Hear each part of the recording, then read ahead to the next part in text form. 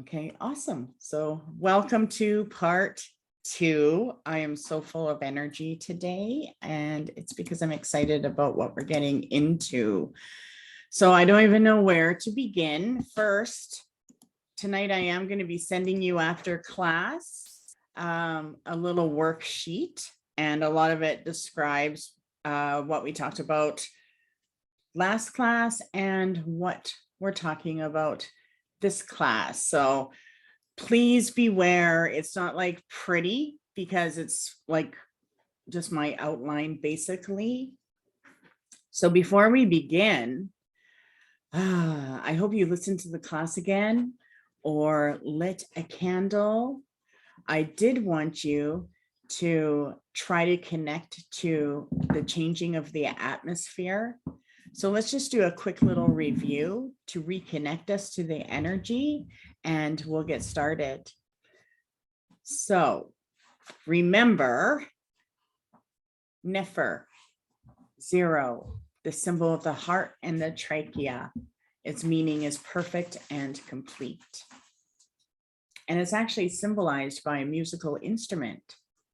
And it's when the ancient ones believed that when we sang or chant or used our throat or channeled, that was connecting to, our heart was connecting to the divine, and it created harmony.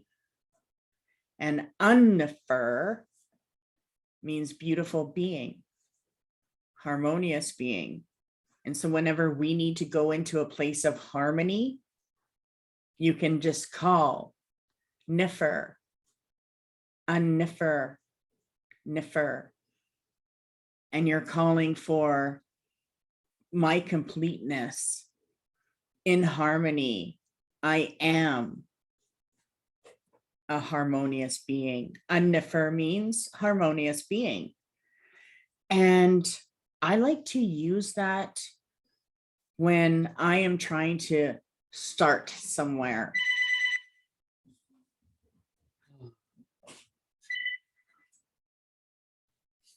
So, meaning, say I want to do money magic, but I've been working all day. I've been doing readings. My energy is not my own. Okay. And I like to do, personally, I have a morning ritual. I wake up with the sun and I spend about 4 hours. It's mine. And then I'm really busy through the day and all my energy goes to my work. So when I do my magic, I do my magic at different times, depending on what it is. Problems are always 3 o'clock. Oh, it's such a magical thing for me. It works. So pay your bills at 3 o'clock. Anyway, this isn't Egyptian magic I'm talking about. Come on. So anyway, but I do like to connect to my magic at night too. And sometimes it's hard because you have so much on your mind. You've talked to lots of different people, spirits, we're empathic, everything, right? So one way to get to yourself is by calling it into being. And we can go into an instant place of harmony. And I just think, Unnefer.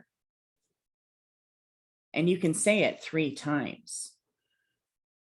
And so what I was saying is, when I do my ritual, I will go there and get into my being. And I go into Gasho and I make sure I can feel my energy. And then, of course, I will work whatever herbs or whatever I'm using. I'll charge that. But I can build from there because I'm into a place of harmony. Now I can start to influence the energies that I want for my magic, whatever it is. So we also talked about who, and that is beginning your creation. So that is something that you can do as soon as you need clarity.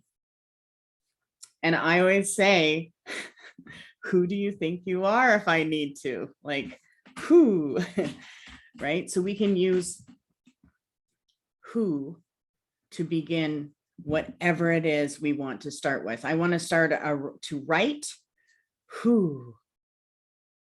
And I always say things 3 times. And I usually pay attention to how the 3rd time comes out, because that is the most powerful.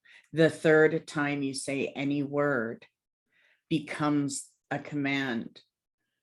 And there is a universal law that it doesn't matter if it's a good spirit, bad spirit, universal spirit, Middle Earth spirit, human spirit. If you're asked something 3 times, truth should come out. So when I learned how to communicate with the other worlds, especially when I was playing with spirit boards and pendulums, okay, like all of those things that involve the spiritual touch. Oh, I loved that. But I always had to make sure, right? But you can go into a place, right? I don't even know what I was talking about. Do I ever blab off? Okay, so let's get into class. So who will actually, just say it, will actually start your power of creation. And if we ever want to embody the perception that we need for our highest self, or some intelligence, which I need right now, obviously, we say, see ya. See ya. And Sia also represents the power of the goddess who helps us create and see. So before we begin tonight, I want us to grab our candle and connect to those gods and the powers so that we can get started on our path from here. Okay, so grab your candles and hold it. I always like to have a candle going. It's kind of like, how can you do Egyptian magic without a candle? So left hand and right if you can. And if you have your candle lit, just look right into the flame. And we're going to say,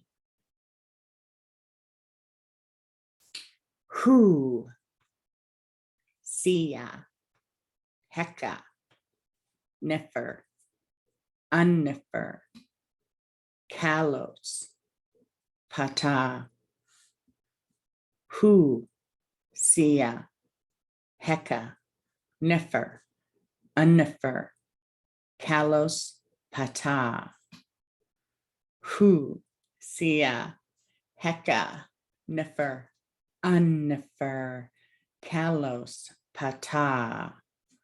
I gotta do it one more time. Hu, Sia, Heka, Nefer, An-Nefer, Kalos, Ptah.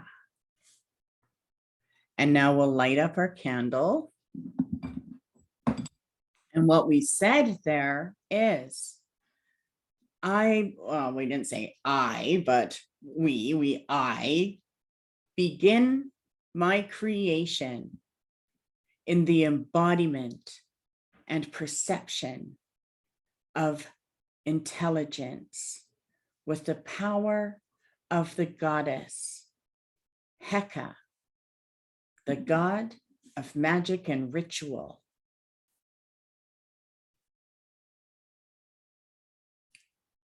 Perfect, complete. I am a harmonious being that is perfect and complete. And then Kalos refers to the order of the world. So Kalos is like, to me, it awakens. I always imagine the portal like opening up. And Ptah is the creator, the god of our craftsmanship. So I'm going to light my candle. So remember that whenever we say these words, we're calling invoking those energies, which are known to be ancient gods. I love that. So we were talking about how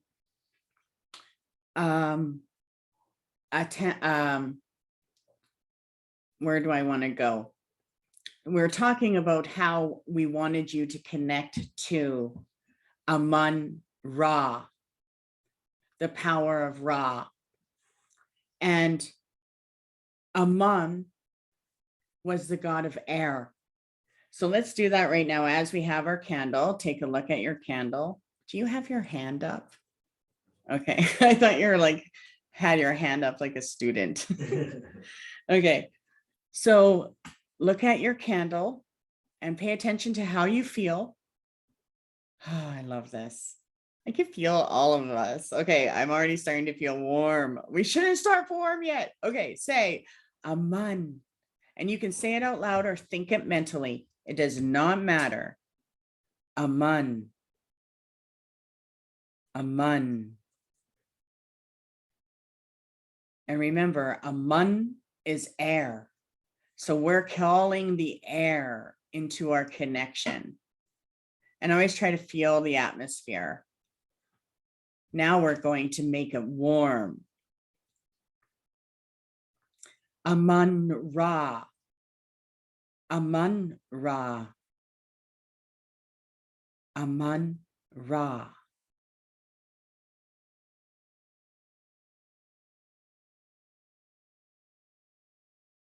Okay.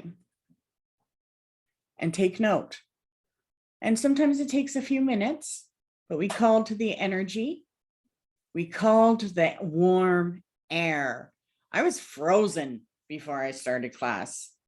And I looked at all my temperatures and they were all 20. And I was like, holy, that's how I know when I'm connected to spirit. So just pay attention to your air or how you feel. After you called the power of warm air, is it inside? Did your body warm up or is it outside? And once you take note, put it in your chat if you can. So remember that the language of the pharaohs and the ancient Egyptian was about transformation of consciousness of man. That was the language. And they believed in the power of attainment when they spoke. And their power of attainment was to become godly for the divine, as above, so below. And I always think about that because, you know, I have my own concept of why I want to, you know, why I'm so into this. And I don't think it's all because of the past, of the future, you know, where I'm going from here. I just love it all. I'm just intrigued. I was called Curious George as a young child. But I do believe in the power of man and humankind. And I've seen it come out in people. Nice. You're feeling it. I love it. It doesn't matter if you are in a blanket, you felt a change and you're still cold. Well, then say it mentally.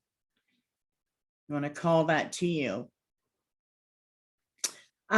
We also talked about, so as we move forward from here, remember that we are connecting to the divine. That's what it's about. The divine and what you want to attain in life. And the book list I talked about last time was the Book of the Dead. And I do have a copy of it. So I will, this class, I'm going to send it to you. And you can read it. And I am going to do a little bit from it. But I do have a copy for you. And it'll be PDF. So you'll have to open it up and read it. And the other one was the Book of Thoth, which is, I'm not going to get into it yet. You can look it up, but it's basically The way I would describe it is where the Golden Dawn got their concept, and it had to do with the transformation of the spirit. So maybe I'll get into that a little bit this class as well. So the worksheets that I'm going to send you tonight are also going to have, we talked about the Eye of Horus. So I do want to get to that system as well. So the Eye of Ra is your right eye. So close your left eye. And the Eye of Ra represents the sun and good luck. So whenever you just need to change the energy, you can like close your left eye for a couple minutes. I always do like a look around, act like you got something in your eye. I've done that before when things weren't going my way. Go like this and rub it, and then I'd go like that, and people don't even know. And then the eye on the left is the Eye of Horus. And that is the moon power and the moon god. Horus was known as the moon god. And that is how we can call protection. So close your right eye and look through it.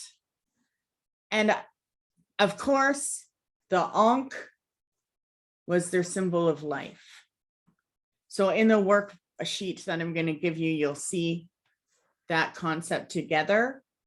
And when you see the first picture, right?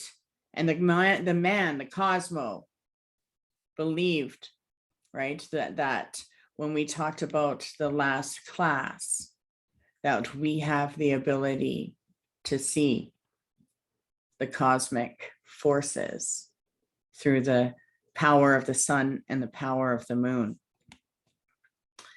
So you're also going to see that our white spots in our eye, so the one that's closest to the nose, that white area represents hearing.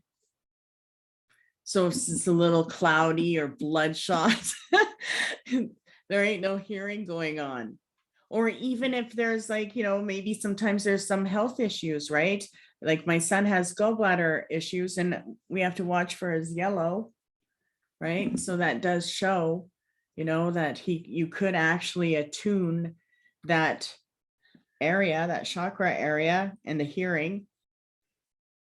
And the other part of your white, the white that's closest to the outside of your head, that represents our smell. And our black pupil, well, our whole pupil, is known as sight. And then the eyebrow represents thought. So what happens when someone raises their eyebrow? I always wanted to do that. Oh, I would practice and practice until I'd get sore right in here. People that have that are gifted and smart.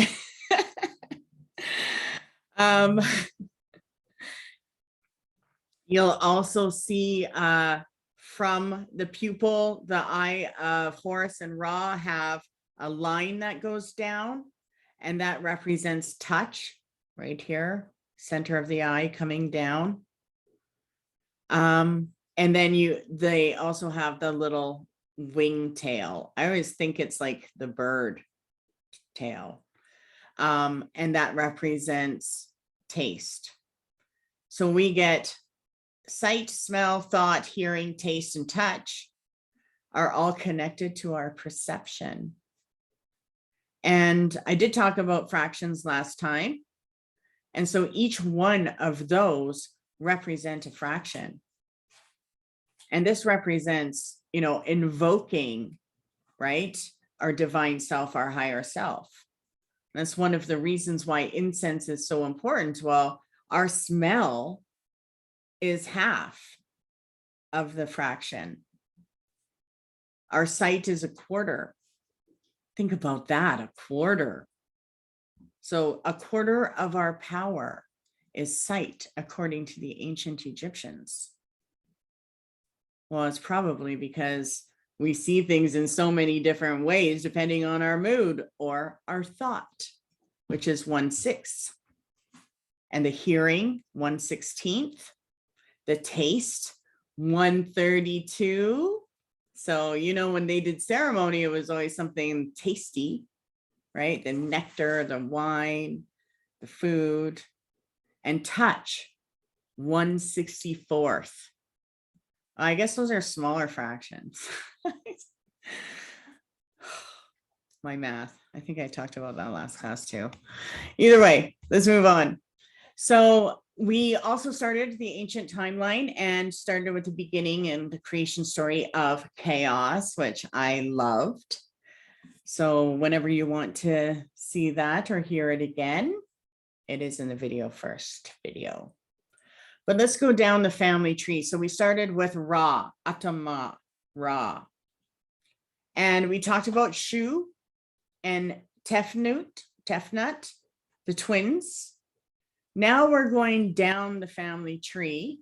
So Shu and Tefnut, we're going to their children, which was Geb and Nut.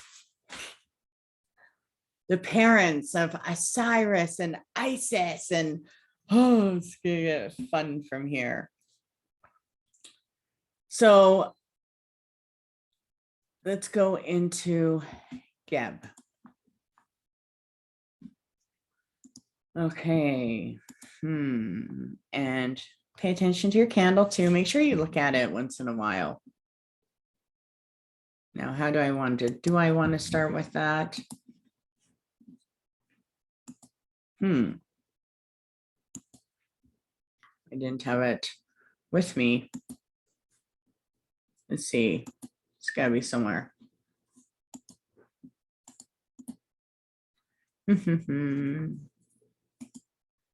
Weird. Okay, Geb. So Geb, G-E-B, represents in the beginning. So it's a beginning. And in ancient Egypt, it was the symbol of the goose. So whenever you hear a goose or see a goose, that could be an Egyptian totem or my totem, right? Which I think is pretty neat. And Geb is also known as Seb and Keb. So G-E-B or S-E-B or K-E-B. And the symbols are geese, snakes, bulls, barley, and god of earth. And his children was Osiris, Isis, Seth, and Nephthys. And he was known as the god of earth, but his name actually represented, they say, weak one. And I don't know if he was, because he was considered a very mighty king. He protected the sun god, and he was known to have great sun rulership. And his task was to be a guiding force to guiding the deceased to the afterlife. He also brings us our meat and drink. So he is one to always make sure we have something to eat and drink, but to offer to the spirits. And much of the Egyptians believed that when we left offerings out to the gods, it was the traveling souls that would eat it.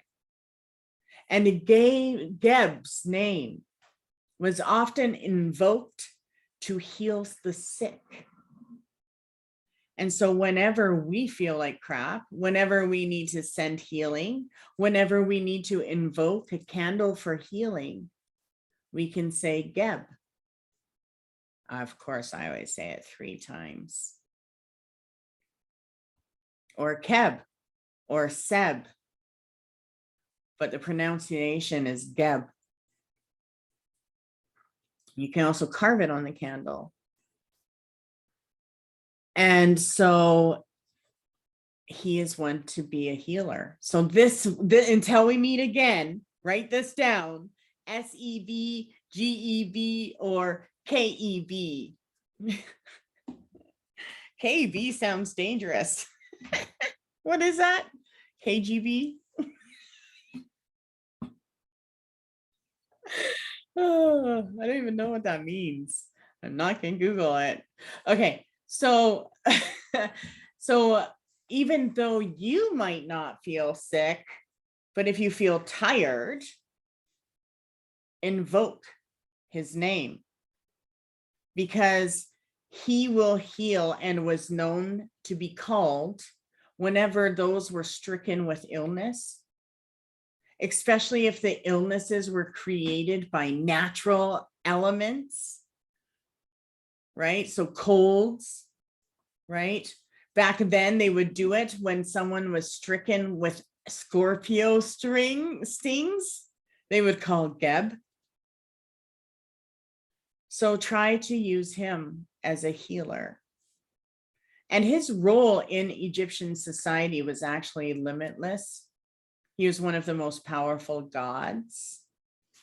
And many people who practice Egyptian magic use him today. So he had a lot of worshipers, and he was part of the Heliopolis cult center. So his worshipers believed in the power of earthquakes. They thought that earthquakes were his laughter, and that droughts were when he was angry. But he was known as a god of the earth. What else? So that was Geb. I think that's good enough. Does anyone have any questions about Geb? Let's go on to, so Geb is healer. So the next one that we want to talk about is Nut or Newt. I believe I've always said it Nut. So she was a goddess of sky. And I love sky gods, sky spirits. So one of the things I'm an air spirit. I Raven, like native, everything is always air for me. Libra, all of it. And some of the most powerful spiritual messages that I got from my personal loved ones were always through the sky, were always through the wind. They were, and I'm going to get into that a little bit too tonight. And the clouds, like I get messages from the clouds. They'll form and give me my messages. And I believe in that. And it's awesome. So look at the clouds and try to get a message. And when you do, just look at the sky and just say nut. Nut. Okay, where was I? So yeah, the sky is nut. And if you look at the sky and say that, what happens? Is it the wind that comes? Does the sunlight break through a cloud? You know, does the cloud form? You want to look for the communication. So the legend always talked that Geb was the earth, the sky was Nut, and we talked about Shu, I believe, last class, which was the air as well. Okay. So where am I going with that?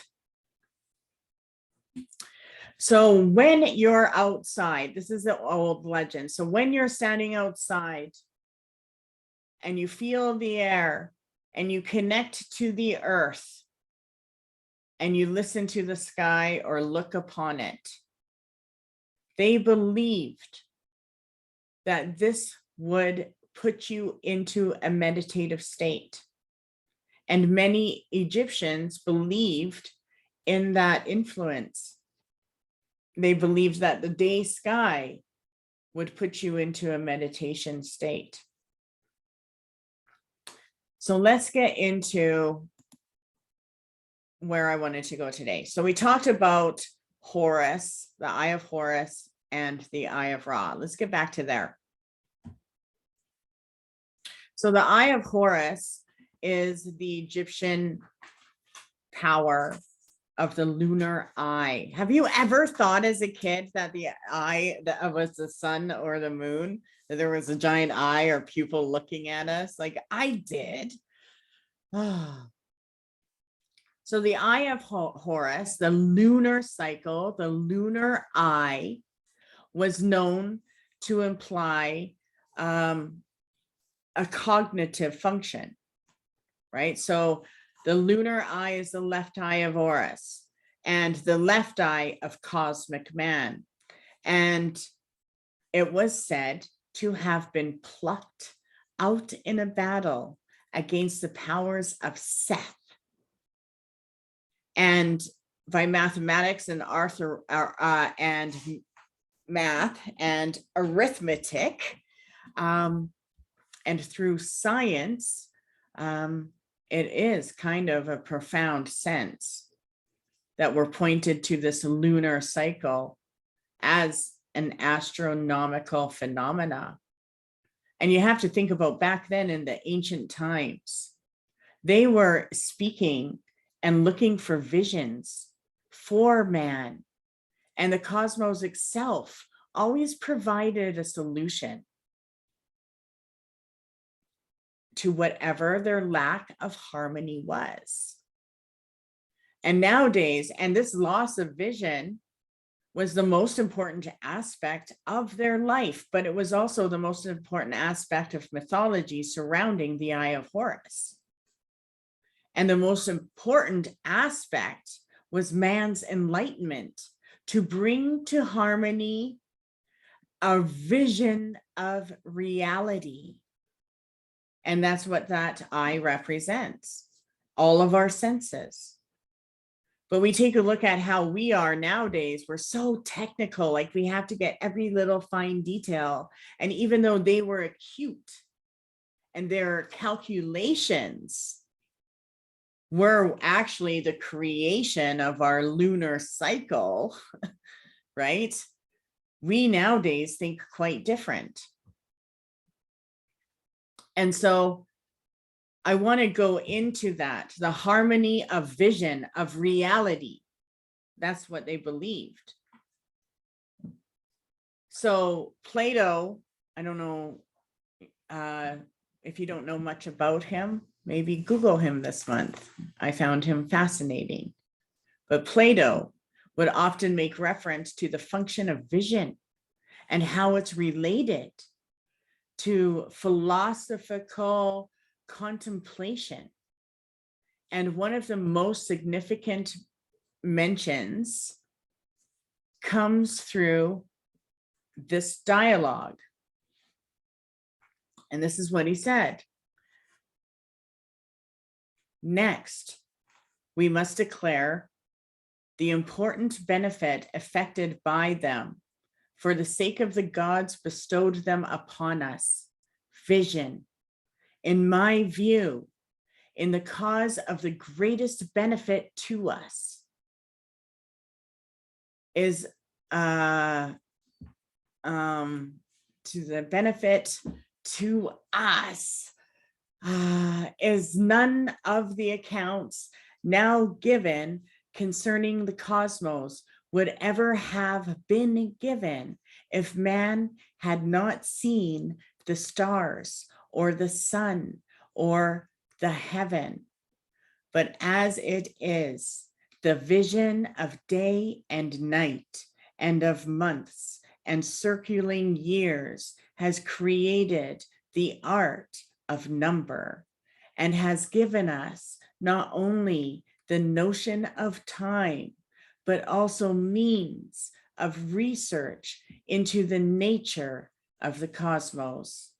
And from these, we have procured philosophy in all its range, and one which no greater boon ever has come or will come by divine bestowed unto the race of mortals.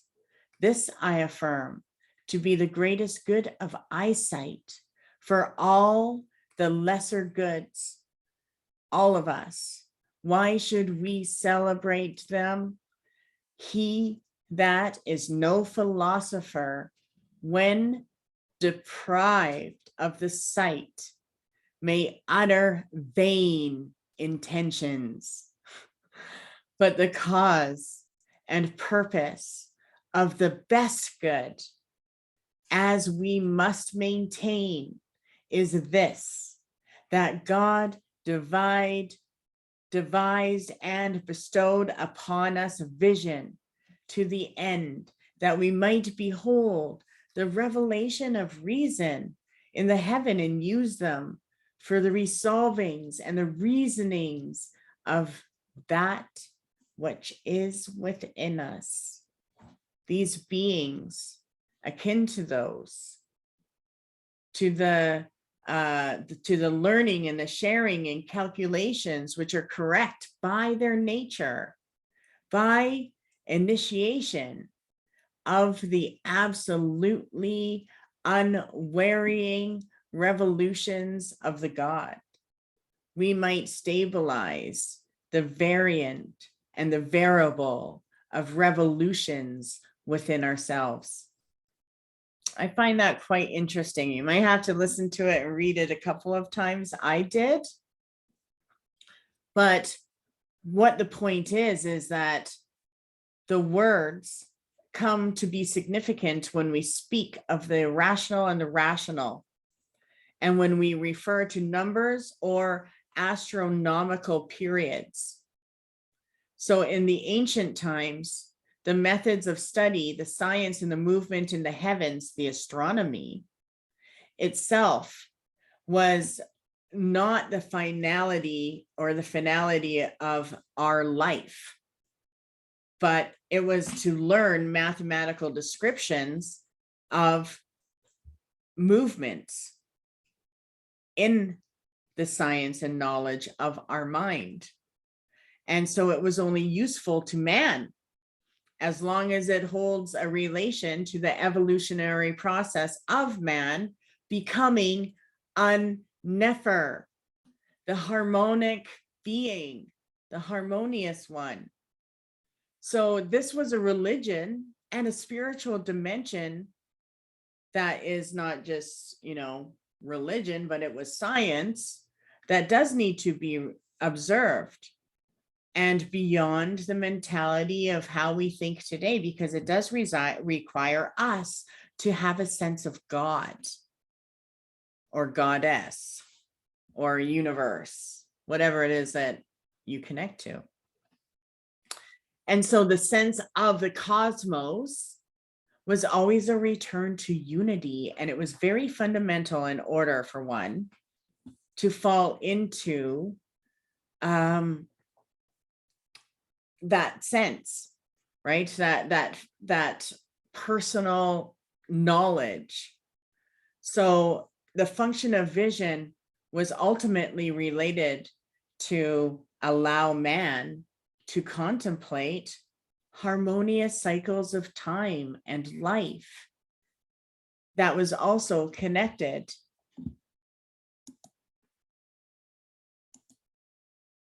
to the power of the cosmos. Like, I love that.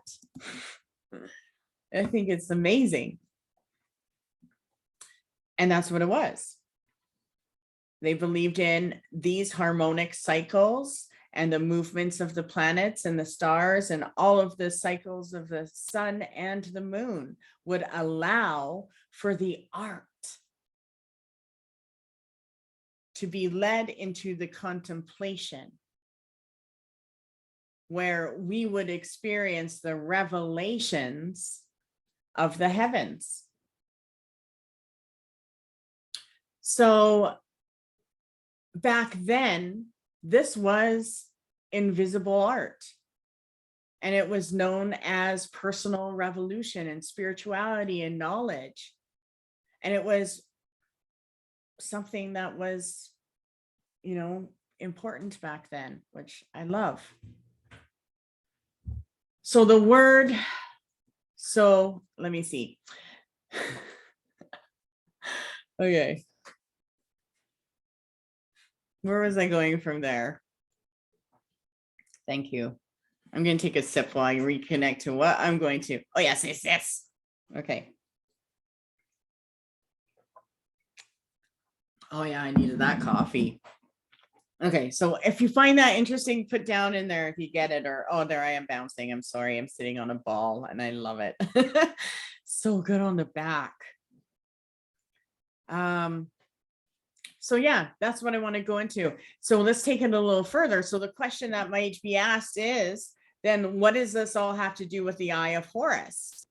Well, in order for us to really get into this, we need to look at the meaning of the lunar eye, right? Because the Eye of Horus is the lunar eye, and that is the symbol of psychic and or higher self functions or cognitive functions. So harmony or beauty, Niffer, plays a fundamental role in our mystical experiences, and it has to do with the cosmic unity, as well as the masculine and the feminine, the day and the night, right? And so Egyptian magic was strictly made to conform into initiation of the cosmic principles. And this represented the principle, the harmonic principle in nature to reveal to man the hidden aspect of spirit. Okay, and that brings us into connection with the cosmos. That brings order out of chaos in nature. So this discovery was actually one of the original revelations in the idea of Isis removing her veil, which we're going to get into, probably not this class, but we're going to get into it. And it is this nature that the great mother goddess who does so, and behind the veil is a radiant light, and that is wisdom and self-knowledge. And no other culture has left such an advanced understanding of the vital principles of nature, except for in ancient Egypt. And the runes of the pharaohs and their sacred art are all part of what was a complete description of the universe and man undergoing the process of spiritualization or cosmification. Okay, so a little bit more. So now all of the science that was said to be studied with the eye was set in unity. And this required a vision and connection of the lunar eye, which is usually lost. It's hidden, right? That's our higher self. That's our connection. So the Eye of Horus was recomposed by Thoth. So the Neter, which symbolizes the intelligence of the Supreme, Amun, which is Ra, right? Sun, it is this lunar vision which enables and allows for the vision of what is whole or complete. It allows for the vision of the psychic and the spiritual dimension of life and what is hidden, Amun, right? So in this sense, we're speaking of a vision of the ideas, the primordial universe, which structures reality, which are the true gods that work within us. And this vision is impaired by, and in man, by the very fact that our birth into earth is a natural incarnation, which is why Seth is said to steal or injure, because the sensual and the fractionated consciousness, the solar vision, inhabits the perception of the universe, the archetypes or the ideas, which is lunar vision. So think about when you come into this realm, right? That solar and lunar vision that you were born with was a real power. That's one reason why I do like astrology. I find it pretty interesting that way. But to regain the lunar eye means that we have to regain a power, and the power which allows us to connect to the eye of Horus is Thoth. So the solar eye is the right eye in cosmic man. And it is related to our analytical thinking, which is contemplation, right? And it is a contemplation of the part or incomplete aspect of reality, the particulars. It is in this vision, which Plato calls a contemplation of the other. And it's associated to the left hemisphere of the brain. And to the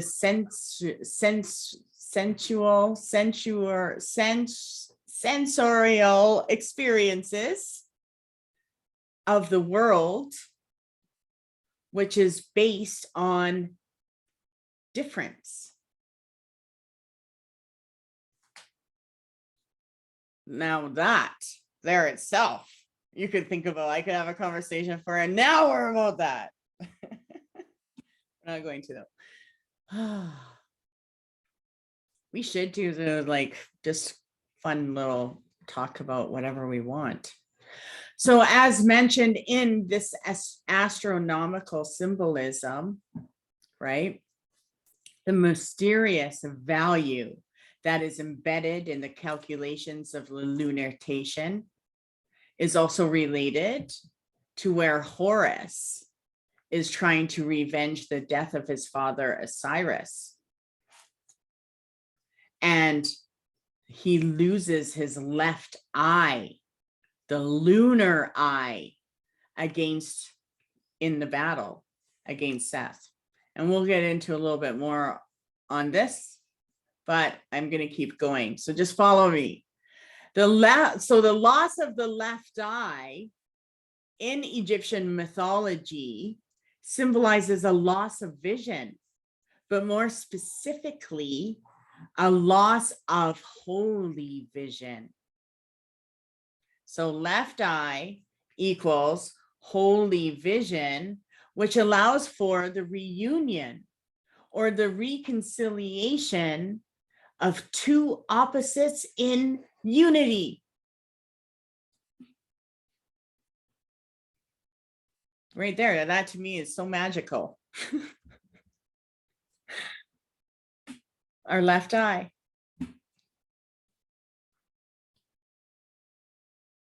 And so the value of this relationship does have to do with unity, the symbol for the consciousness, which brings the reconciliation of opposites.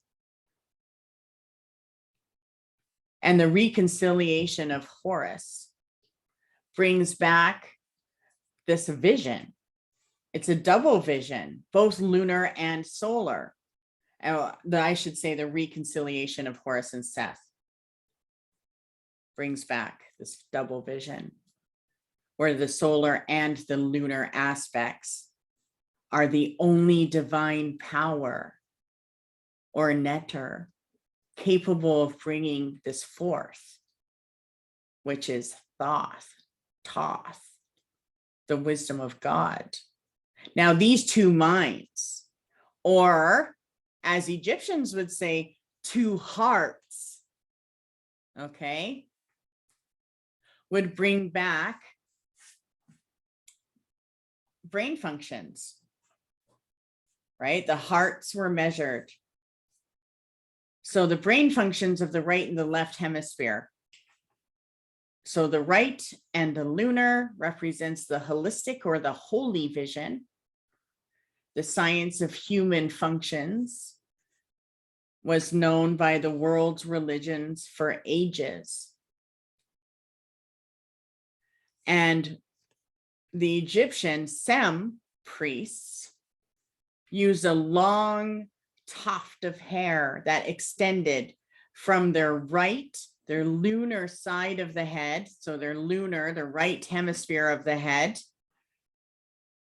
And the symbolism was that it represented that power. That hair was their hair in broad daylight, and it was associated to cognitive functions. Same with like genies. I always wear my hair in a certain way. I don't know if you ever notice my ponytail is sometimes different directions. But this was actually the Sem. These Sem was just a secret rite. It was a secret rite to wear your hair that way. And to show this tuft of hair in broad daylight was to represent functions that cannot be revealed by inconsiderate observers, or you would neglect the power of the divine symbolism. Same within Hinduism. They have an association with the solar and lunar eyes and the cosmic being, and how that was the creation of harmony. And they placed Horus, they actually considered Horus there as a sacred science of cosmic man, and why the eyes are said to be the sun and the moon. I love that. So the function of vision is being brought forward in appearance, and it is the reality of the mental or the psychic contemplation with both hemispheres of the brain, which represents the temple of man. Like our body is the temple. And the eyes were associated to the sun and the moon. So I think we got that, right? The eye is the only nerve that comes out to the surface of the body. The only one we can observe in its living function. It blossoms into a sphere that's filled with white crystalline liquid. It's so sensitive to light, to the effect of fire, and reacts to colors.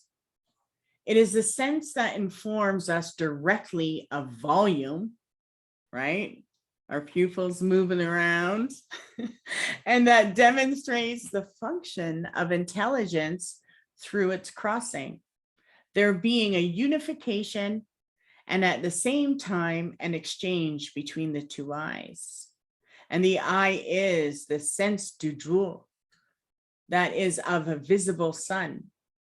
The right eye is the left side of the brain in man, sensitive to which is positive and affirmative, while the left eye relates to the right side of the brain, and it is sensitive to that which is negative, right? So you're getting into that negative mood, you cover up that eye. Put a patch. I'm actually going to do that. Wear a patch one day. See how that works. I actually wanted to make one for my third eye, because when I cover it, oh, it does feel like it's getting, those cozy sock feelings. So the left, where was I? See? So the right eye of the brain is sensitive to what is negative. And there's a crossing between the left and the right, and the left and the right lobes of the brain. And the center of the optical nerve is an empty channel that conducts the vital nervous energy. And this is already sufficient, enough reason to motivate us to use the eye of Horus, or the eye as a symbol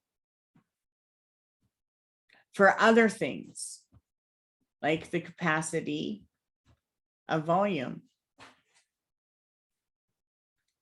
So in Egypt, the animal which was associated to the brain is the bird. And among the birds, the falcon in Egypt. And it corresponds to the noble qualities that can be symbolized as eye. So the two eyes are our two luminaries. Well, one is solar and the other is lunar. They belong to the sun, the left to the morning sun, the right to the evening sun. And the crossing of functions between the eyes and the brain hemispheres is a known fact that the motor functions of the left of the man are regulated by the right hemisphere. As I'm talking, my pinky went numb. So I'm going to squeeze it. Left hemisphere are regulated by the right hemisphere and vice versa.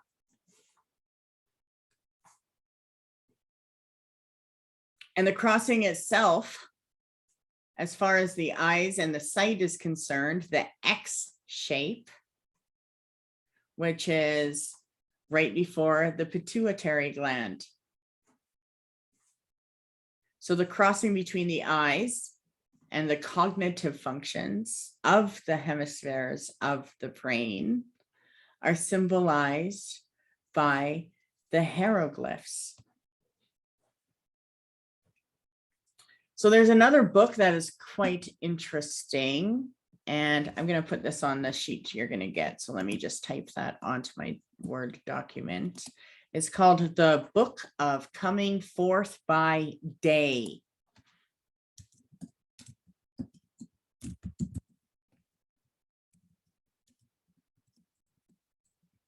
There, so I don't forget. Recommended book I'll put.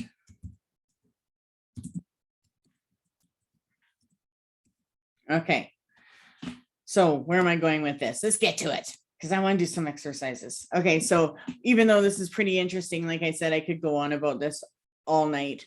So in the Book of the Coming Forth by Day, there's a particular use of the hieroglyph that represents the two eyes of, or the two eyes of Horus, which is interesting here because in an ancient papyrus of Egypt, this was written. Okay, and I'm just going to share with you something that was written on this ancient papyrus of Nebsimi. And you can actually look at your candle while we say it, if you have your candle there. Hail, beautiful face, Lord of sight, bound by Taxakar, raised high by Anubis, to whom Shu has given the supports. Beautiful face in whom the gods are. Now close your left eye and look at your candle with your right eye.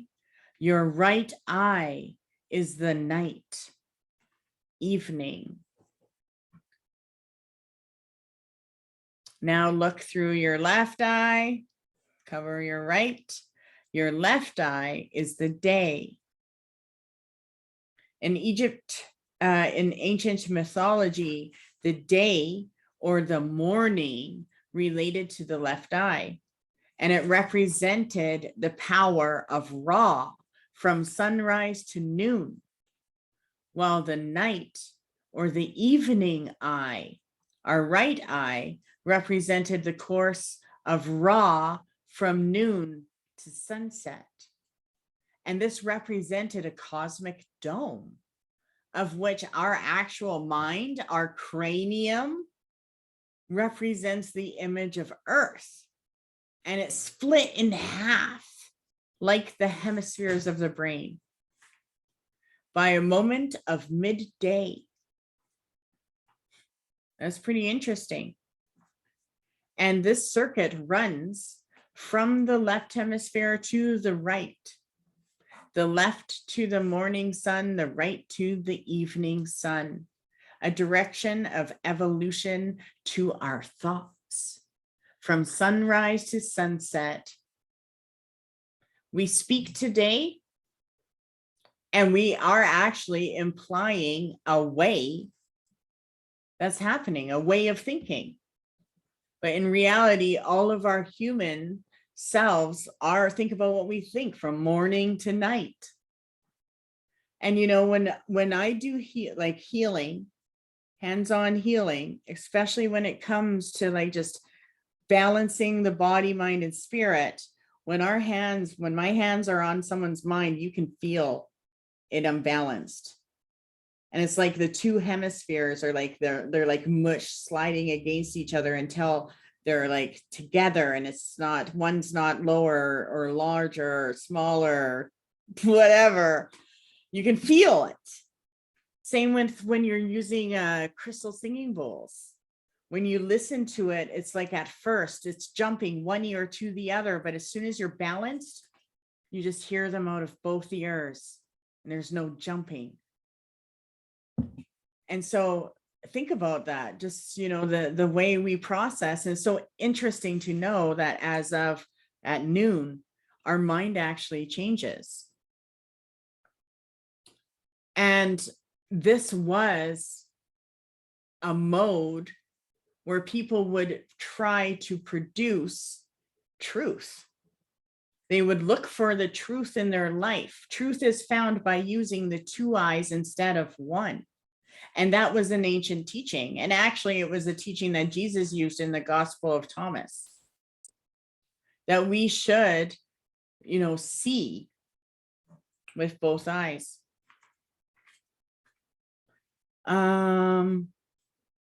And of course, I didn't go into, I'm not even going to go into the X and the organ that represents the pituitary, because that pituitary gland is the physical organ that represents our psychic center in the body. And it's actually in Egyptian, the hieroglyphic name is Atet Bot, ATET BOAT. And that's actually just saying that, let's say it 3 times and just focus on your third eye. Atet Bot, Atet Bot, Atet Bot. And just look at the back of your eyelids with your eyes closed for a minute.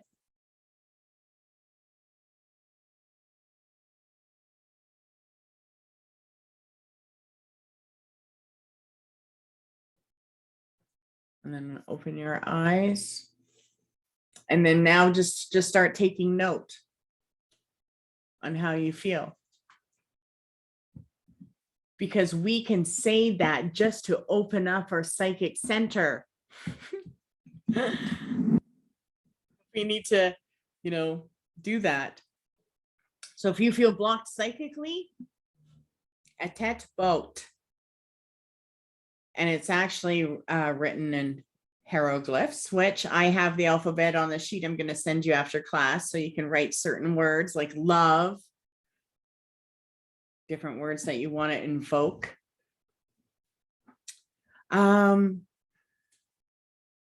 So we have to appreciate our eyes right now and always after learning this. and that it does symbolize our brains and how it functions.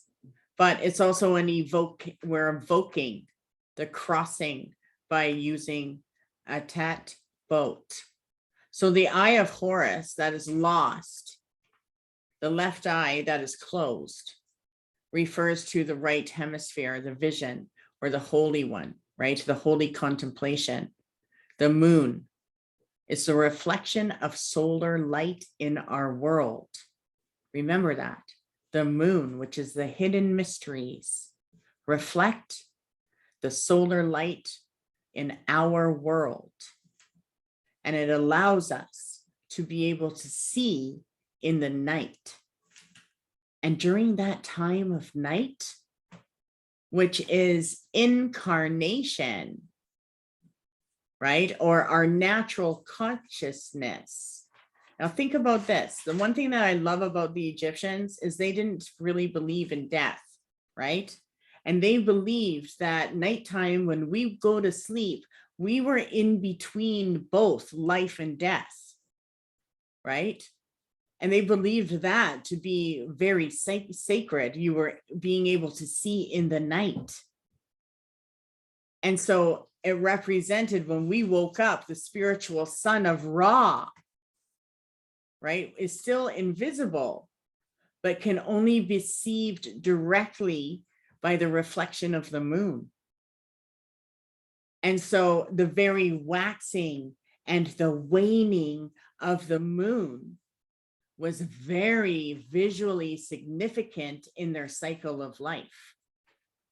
And it represented the eternal and the immutable light of the sun god Ra. So when one myth, Egyptian myth, Horus and Seth symbolize the power of effect and incarnation, the incubation of consciousness. And that represented the senses and mental or the psychic reality. And that is described that's where Osiris comes in, which we'll be going into another time. But for consciousness and our immortal self, there is action and functions. And so the power of Seth to impair Horus by taking his lunar eye demands of the stolen functions of man. That Seth has the eye of vision and in his grasp until Horus is able to recover it through the power of Thoth. Now, if it was not for the power of Thoth, the battle between Horus and Seth would not come to an end. The soul is destined to the Assyrian cycle, which is reincarnation. So we don't want to so we can't fail to point out, this is important, that Thoth, the Neter, representing God's intelligence, is the one that allows for reconciliation of the powers of Horus and Seth. And this is something that man can achieve by himself, because we are an image of the supreme being of the gods, or of the cosmic functions living in us, right? That we can control them. But in able to return to control them, we have to return to our origin and unity. And that represents going into our cosmic place where we're unified, where our vision is connected and balanced, and we're evoked. And this represents, a power, a major power that we can actually call upon. So I'm going to take a sip and then we're going to go on to something else. So before, I kind of wanted to finish where I was going with this. Okay, maybe I will. Let me take a sip.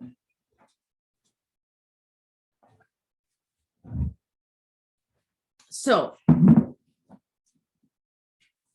in our life, as we're trying to solve our life, the things that we're working on, the cosmic questions of our purpose, we are actually coming together. And our evolution is a unified vision of both hemispheres, our right and our left brain. And as long as we follow ourselves, we're always evolving and we're always evoking the best part of our vision. And that's what it was really about, invoking the best part of your vision. And it's a repeated theme in not just ancient Egypt, but many spiritual cultures around the world. And when you see these common practices of the ancients who didn't know each other, but have this beautiful concept of the day, of the night, of the moon, of the right and the left hemispheres, and the spirituality and evolution and cosmic man, that's called coincidentia oppositorium. Like there's a word for that. And Carl Jung wrote about it actually. And that's when we are dealing with roots in spirituality, not modern day science or these high standards of knowing beyond the psychological reason, where they have to like try to grasp what I was saying before, every single little scientific degree, because the ancients didn't work like that. They were acute, but it was all because of a channel. And so the root of this spirituality and the root of the ancient magic was for a reason. The meaning and the value of the Eye of Horus was grasped as a religious and an amulet of power.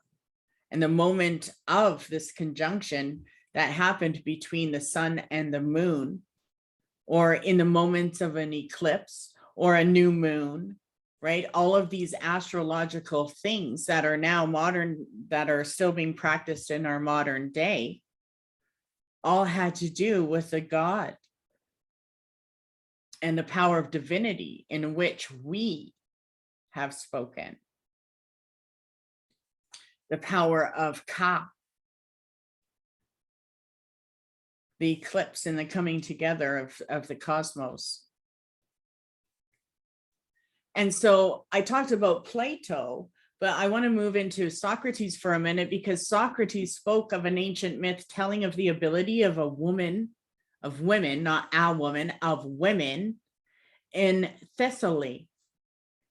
And they were able to produce an eclipse by the use of magic.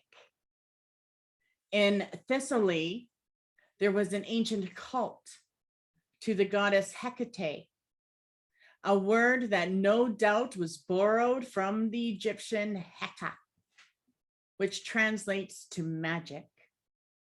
And in most books of Egyptian magic, the myth of the women of Thessaly said that those who practiced magic would lose their sight or suffer paralysis of the body. And for now, observe that the moment of the full moon, which is the opposition of the sun and the moon, was so significant in ancient magic because it referred to human consciousness.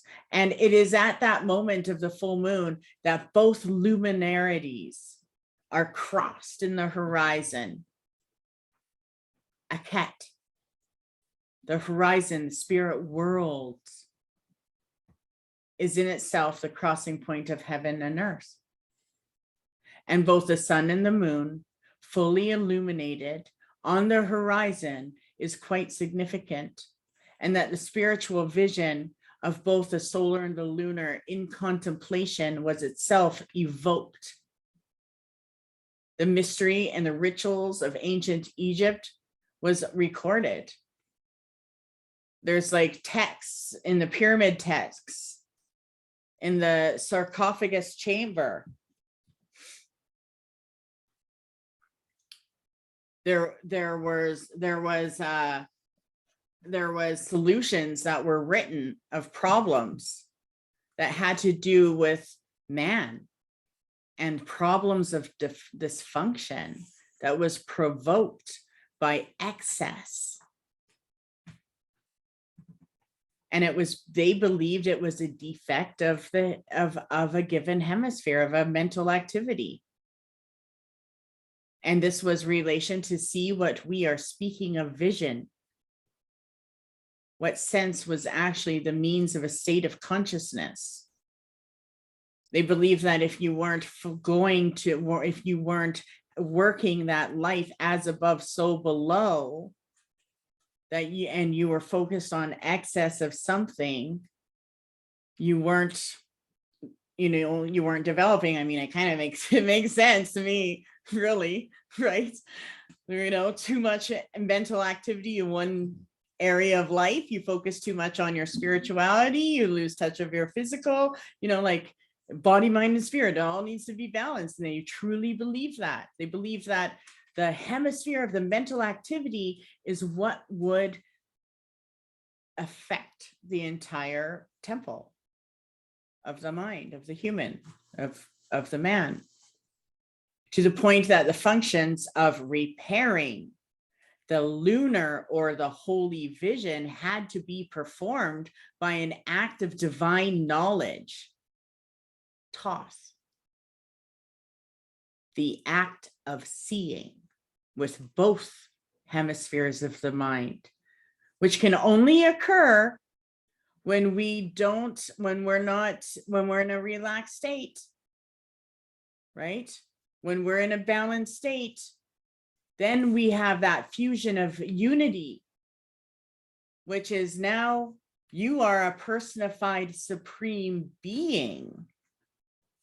I mean, think how difficult it is to just find 5 minutes of a silence of mind. Okay, right? Some people are like, can't do that at all. Some people can go on for hours. I can go a day. And it does represent how far the psychic or mental order of the psychic eye of Horus, they believed it was a demand that one can achieve this balance of vision where one doesn't deny one for the other, that the divine qualities of the universe, of the analytical, of the solar mind, and the day and the manifest reality of the physical and the consciousness of materialism was an idealism of the lunar mind, which was excess of the lunar mind. So one other comparison would be the same as Norse mythology of Odin. The legendary king of Asgard tells us that the great king of the gods traded an eye in return for divine knowledge. And the archetype is rather interesting, as it is always a question of knowing and seeing, but repeatedly associated with myths that describe the loss of an eye, or in this case, the sacrifice of a vision in order to achieve a holy vision, which grants divine wisdom and kingship or godship. So in ancient Egypt, the male serpent is bitten by the female serpent. And the female serpent is bitten by the male serpent.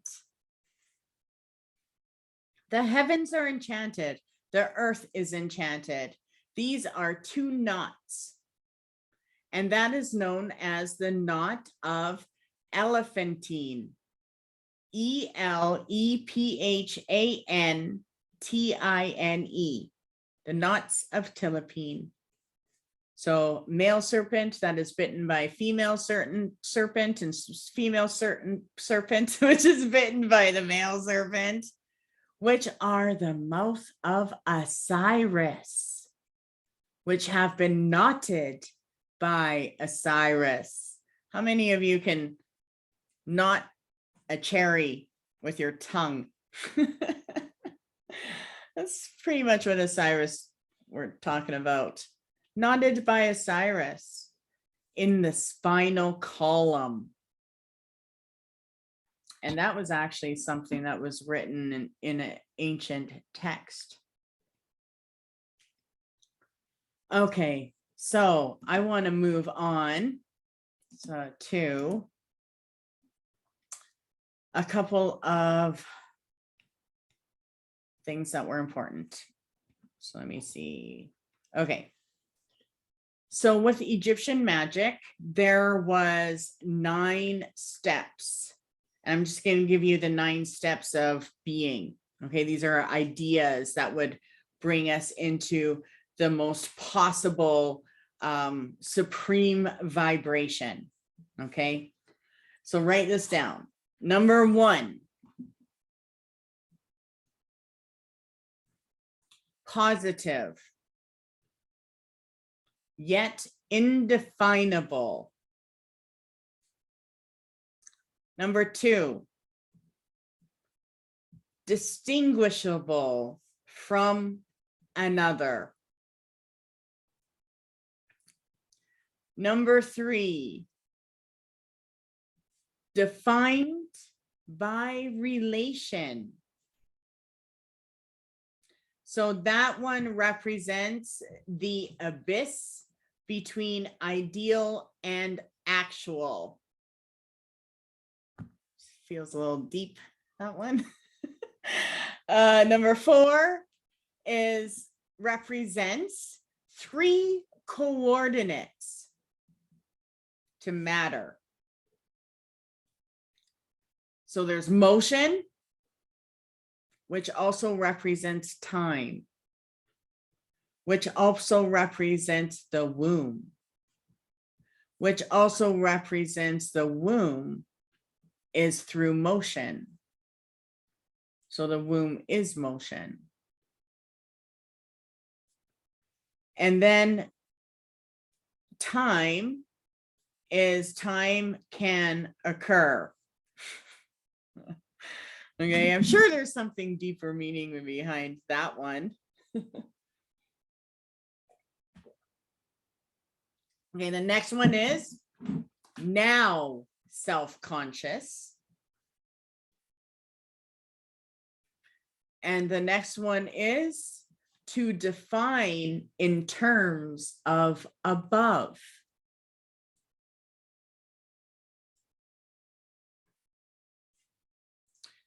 The next thing is idea of bliss. What are we at? Number 8? I think we're at number 8. The idea, okay, the idea of bliss, the idea of thought.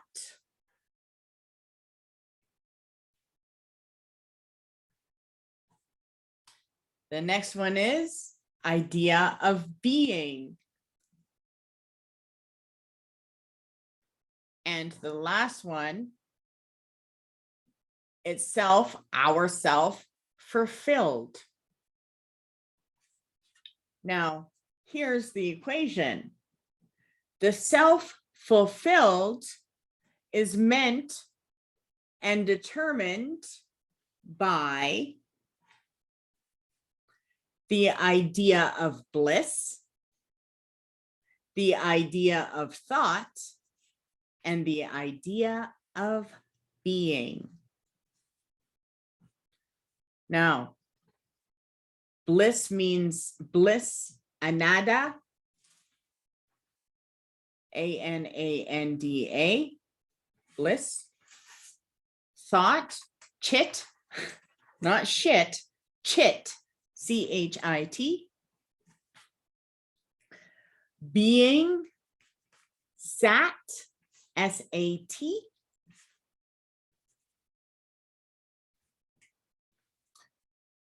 Okay, so I wanted to share that because that is quite interesting. those were levels of awareness, and an actual initiate would study that as a living being. Okay, next. Okay, so I did want to go into amulets. Last class we went into, what was it? The amulet of the heart we did, right? So let me see where I can find.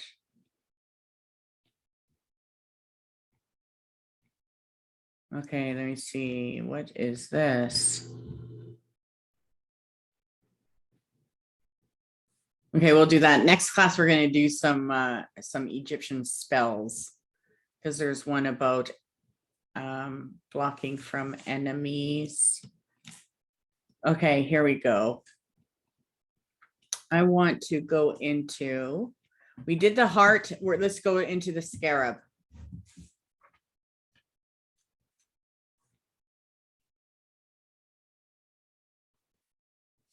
So the scarab, everyone knows what that looks like.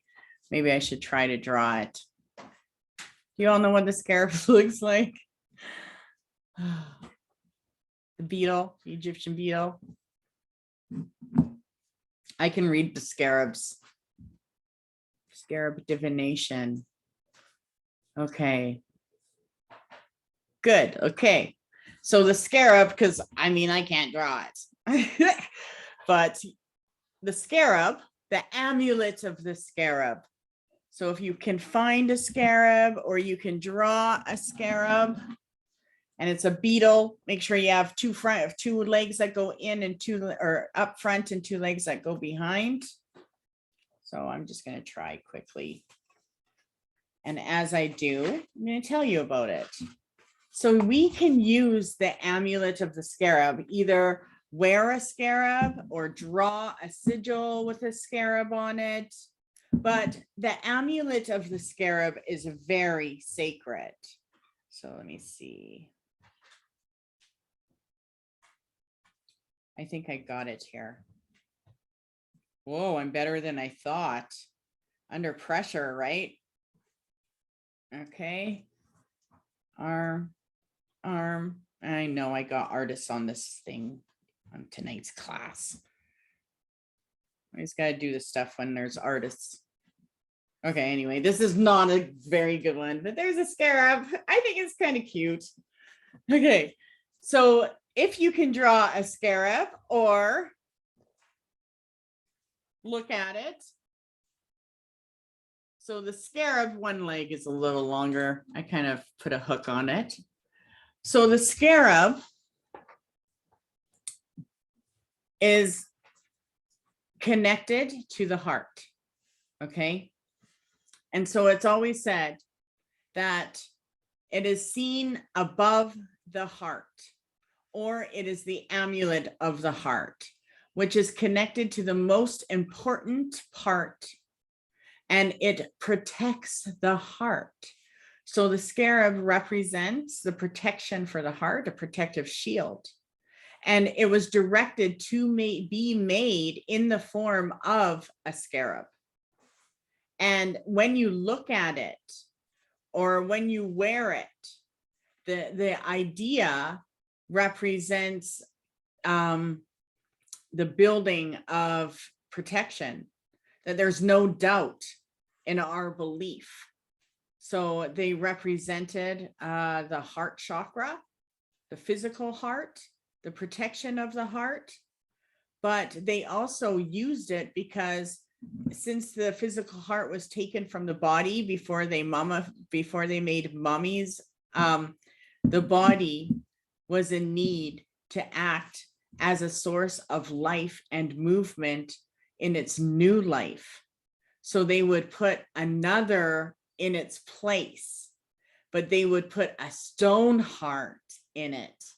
And the stone heart that they would use was either lapis or carnelian. So a lapis and carnelian hearts are pretty magical when it comes to stone magic, Egyptian magic. Scarab, Egyptian heart with lapis or carnelian. And it was only the stone heart that was used. And even though there was prayers and chants and songs that were properly recited, it prevented the physical heart from being carried off by plundering hearts. And they believed that it possesses nothing of itself, in which turned to account of a new life. And it was being to the body in which it lives, right? So they would put the heart into the new body and a new life would form. But the scarab possessed remarkable powers. And so they would use the scarab and put proper words written into it of protection. And they would protect the physical heart that died. And they would also pray for new life and existence that would be given to him, to whose body was attached. And this was the symbol of the god Khepera, Khepera, which was the invisible power of creation that propelled the sun across the sky. And that the scarab, the particular scarab or the beetle that was chosen by the Egyptian to work for the amulet, but that belonged to the family, which was usually made of dung. I lost these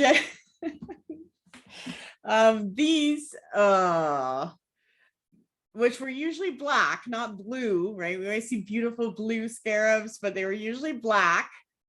Were actually adorned with metallic paint, like a certain type of, they use azure for paint and actual stones, malachite. I love that. Their art is actually done with stones, a lot of it.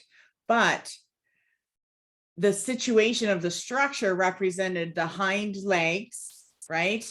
Were behind the body, and they're far from each other on the scarab. So you can see that I drew that. The arms and legs are separate. And this was important because they represented a certain amount of degrees. And it represented a certain, like the degrees meaning like math, like 2 inches in diameter, it was a half or 2 inches in diameter that they believed. And they would have the beetle stand upon their heads in this direction. And this was to maneuver certain energies.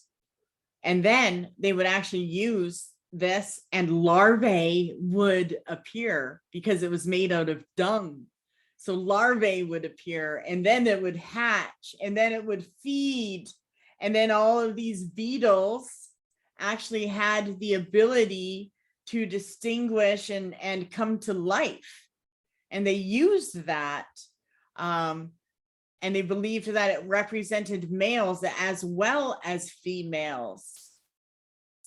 And then, of course, they would fly during the hottest part of the day, right? So the ancients really used this and the power of the scarab as a power of reincarnation. And that they actually declared that there was no female scarab that existed, that they were, self-produced. They were both male and female. So I find that quite interesting. But they would represent the body of the scarab, represented the god Khepera and potential life. And that's how they would tell whether the person was into a new body or without. And they had to have the words of power and the idea of life that was attached to it. And so they would also pound and make this type of mixture. It's kind of off topic, but they would make this, use these insects and make and pound and mix this with water. And then they would have women drink it who believed in it. And they believed that the women would produce larger families when they made these for the bodies. So the women would drink it. And they believed that, and that was like their kind of sorcery. They did these incantations, and they cut off the head and the wings of these beetles, and they boiled them, and then they made their little scarab things, and they steeped the oil in serpent oil, and then they would drink the mixture and create the amulet of the scarab. And the scarabs, these scarabs have been found all over Egypt. Like there's thousands of stories and varieties of them that they found. And most of them were painted green or blue. Some of them were also had limestone or marble or blue paste, like there were porcelain ones, but they all had words of powers. And they also had usually a cut outline on them to represent the scarab. And the scarab usually would have a human face or a head. And sometimes it was described or inscribed on the back, Ra, the soul of Ra, the eye of Horus. Pretty interesting.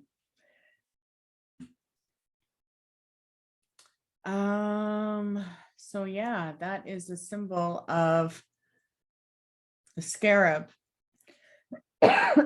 Pardon me. Let's do the amulet of the buckle too. I'm going to do another amulet. So I'll put a picture of these on your sheets for tonight so you know what they were. But did I miss anything from that scarab? I feel like it. Where's the connection to Isis?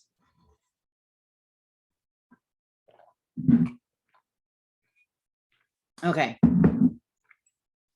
So Isis. Okay, so when they create, okay, yeah, so let me just take a little further. So when they would create their ceremony and they would create the scarab, they would wear it. But before it was worn, they would have to put it, it was called the period of rule. And they would, and this is about the Ring of Horus. So it's a ceremony of the beetle. Okay. Ceremony of the beetle. So you can look into it if you want, but that's what they would do. They would take it, they created it, like I told you, they sculpted it, they'd inscribe it. Sometimes they would put it on paper, sometimes olive wood, whatever. So you can look into it. And some would put it in the middle of a table and burn kefi. Now, kefi is awesome. It's a type of incense. And I used to teach that class how to make kefi. So I'm going to write that down for a kefi, incense recipe. And actually, one of my students did a video. I think he did. Odin. I think one of my students already did a video and has it. So maybe I'll post that. Oh, but I love it. You use fruit. You use fruit to make it. Dry mangoes, dates. I like to use mangoes on mine. But either way. So it is a natural type of fruity wine incense that you make that smells so divine. Anyway, but it was a celebration and they would use it. So maybe I'll put that on there for you. But the beetle would be carved and then they would possess it, wear it.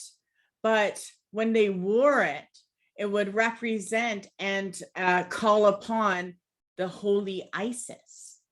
So whenever it was described, it was also consecrated, and they consecrated it with the power of Isis. And they would do this on certain days when it could be consecrated by her.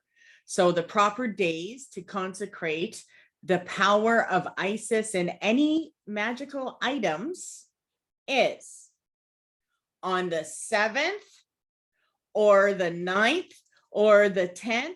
So any month, 7th, 9th, 10th, 12th, 14th, 16th, 21st, 21st, 24th, and 25th, not 27. Okay, let me say that again. I said it too fast. 9th, 7th, 9th, 10th, 12th, 14th, 16th, 21st, 24th, and 25th. So we're talking 1, 2, 3, 4, 5, 6, 7, 8, 9 days a month. We can invoke the power of Isis. And so the next month that we have these dates, which is starting tomorrow, take note on what happens on those dates, because you should seek Isis. What topics are coming up on those dates this month? Okay, that would be fun. So from the beginning of the month and on her days, there was this traditional spell that would be recited. Are you ready? So on these days, you want to say, I am Thoth.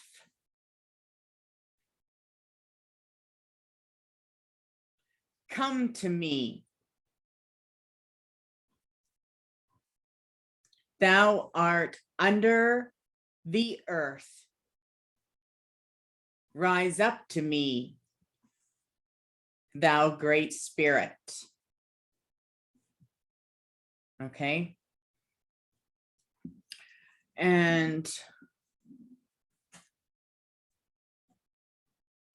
I'm gonna put a note here to copy and paste, like put that on my thing I want to give you tonight, so you can do it. So now we'll get into the amulet of the buckle. So even though you're saying I am Thoth, remember Thoth is creation. Okay, but to say that on those days, you can say it once or 3 times. I'm going to light a candle when I do it. That's how I do it. And I won't have the candle burn all night. I'll just have it burn for a little while until I feel that I'll say my Amun Ra to feel the heat. Once I feel the heat and the power of my candle after I call Isis, I know I'm good. So this doesn't have to be a long ritual. Just take a few minutes to do that on those days. Another amulet of Isis is the buckle. And this amulet represents the buckle of the girdle of Isis. And you'll see the picture of it, but it's usually made of carnelian or in red jasper or red glass is what it was made out of in the ancient times. Sometimes it was made of gold, or sometimes it was another substance that was covered in gold. But it also was associated with the other side and associated with the spirits of the dead. And inscribed upon it, it would say, the blood of Isis, the strength of Isis, the words of power of Isis shall be mighty to act as powers to protect this great and divine being and to guard him from him that would do unto him anything that would holdeth in abomination. But before the buckle was attached to the neck of the deceased, there was that was placed on it, and it had to be dipped in water that had uncum flowers, and it had to be steeped, and then they would recite it. The amulet would be brought to the deceased, and the protection of the blood of Isis and her words of power would be spoken onto it. And then it was remembered that she raised the body of Osiris by means of her words and power. And there's a legend to the effect that she spoke the sun god Ra with severe sickness by the magical power she possessed. And another object of the buckle was given to the deceased to access every place in the underworld. And it was given to him. And it was to have one hand towards heaven and one to the hand towards earth. Who would speak these? Normally they had priests or whoever was performing the ceremonies. So it depends on where the ceremonies were taken, were placed, but normally they would have a priest or a priestess. And back then they were considered cults. Okay. And so the amulet of the buckle is one hand that goes towards the heaven and one hand that goes towards the earth. And you'll see what it looks like. And to me, it kind of looks like an angel. Here, I'll draw it. It's actually pretty easy.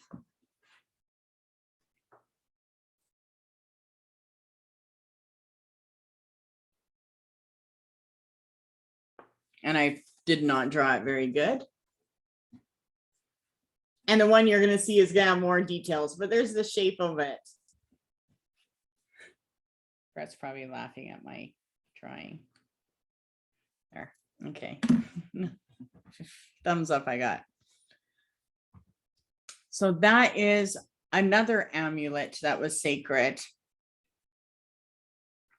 Okay, I want to do one more. So let's go into some mystical rites. So next class, I'll do some more amulets. So Egyptian was full of spellbind power. That's what I love about it. And they believed in it.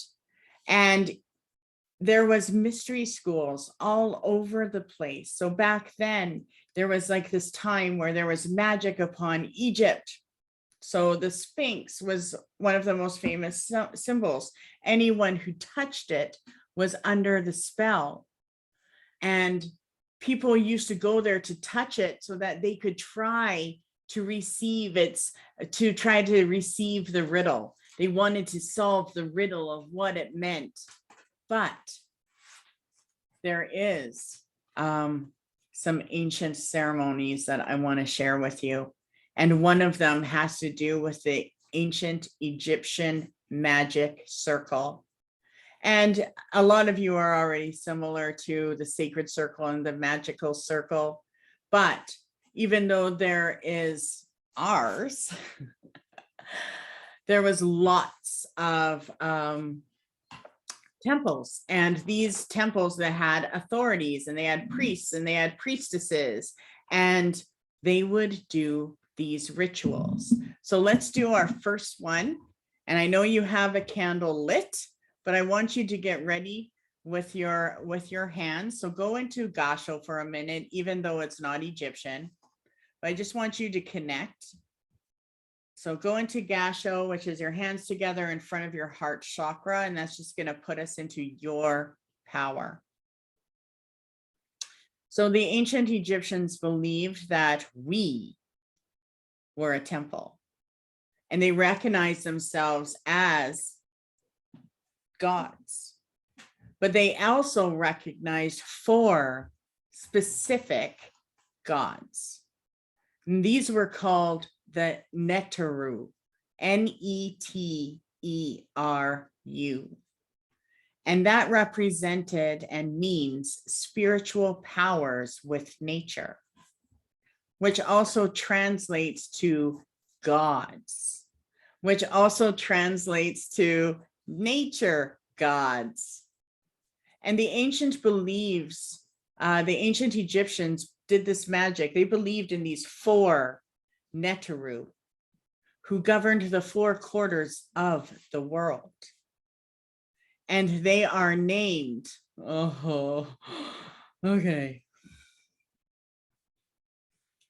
And please know, I cannot speak Egyptian fluently,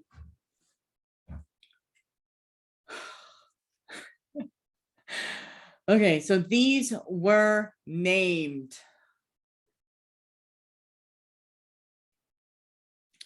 Let's focus on our right hand to the east. And I'm going to put my left hand on my heart. And say, Anet Ra. Anethra.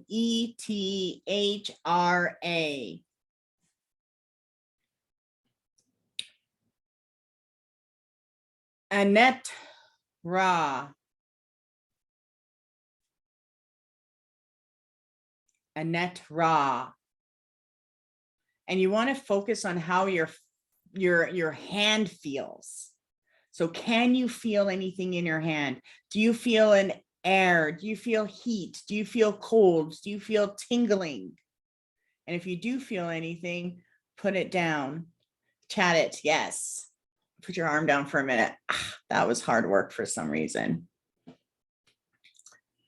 And now we're going to put our hands to the south. Perfect. Tingling. I got tingling too. Look at that. So the right here is our power. You can see where I'm white. So embarrassing. Hi. Look at that. Oh. Okay, so let's go to the south. Now this is gonna go really red. Okay, so now you either turn to the south or put your hand to the south. And the name of the south in ancient Egyptian is Amset. Amset. And feel it. Amset. Amset. Again, do you feel out or do you feel it on your hand? And move your hand for a minute, like try to push through a little bit after saying that. And if you can feel anything, put it down. Now we're going to do the west.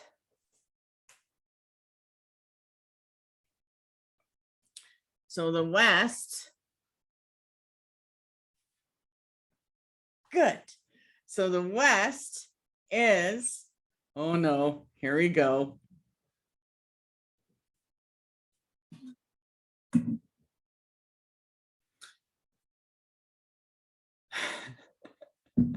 Oh.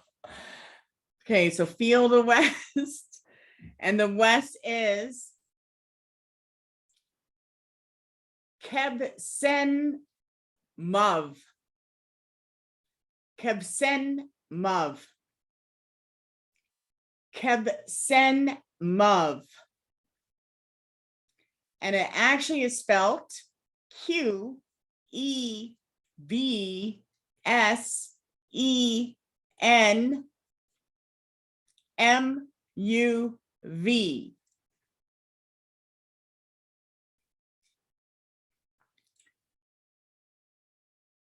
And usually when you do the west, you will feel a little bit of coolness. Sometimes it's warm. Third eye. So your third eye is tapping into West power. That's what that means. Let's do the north. So the north, remember the north is our physical bodies and our materialism and our life on the planet Earth, everything we want tangible. So put your hand to the north and we say happy. That one's easy. HAPI. Happy. Happy. And I always say it 3 times. And then after, they would go back to the east where the sun is, where life rises upon the earth. And they would connect, breathe, and then they would use this word, Shai, SHAI. So you can say Shay or Shay, however it feels to you. And Shay is the power of fortune. So we're going to use these words this month. Okay. So SHIA, the power of fortune. So if the end goal of your magic happens to be good fortune, and you want material wealth and health and happiness, anything in those departments, then the traditional spirit of that is named Shai, SHAI, or Shai. And this netter is considered the spirit of all material bounty. And it's the natural choice in many life circumstances. I mean, I love that concept. Just that alone. I wish I had Egyptian DNA. Shai, the power of fortune. And all you do is say it 3 times, if that works for you. Some might say, I gotta say it 8. Some might say it 3 times. Some might just say it once. Let's go to the power of luck. So let's change our luck. So I want you to look at your candle. I'm going to take a sip.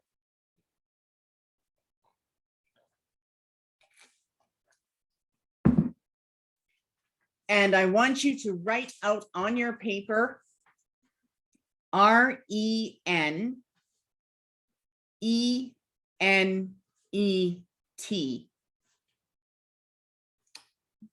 Renenet or Renenet, however you feel like saying it, because you know this is like English, right? This is Egyptian hieroglyphs in English. Okay, so however you want to say it. Your candle's freaking out.